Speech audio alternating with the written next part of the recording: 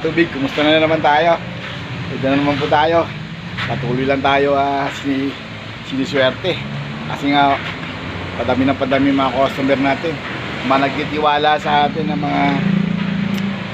mga kaibigan natin dito sa BM, patuloy nagpapadeliver sa atin ng tubig. Siguro nagustuhan nila yung tubig ng buhay. Kasi nga, alam mo kapatid, mga katubig, kapag ang tubig natin na ayos, maganda, malinis, babalik-balikin yan ng mga ating customer. Hanapin nila yan.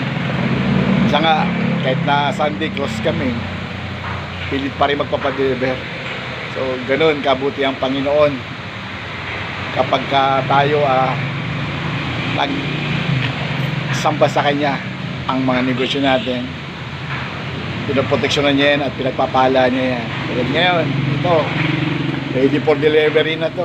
Mga yan. Yan. Madami yan.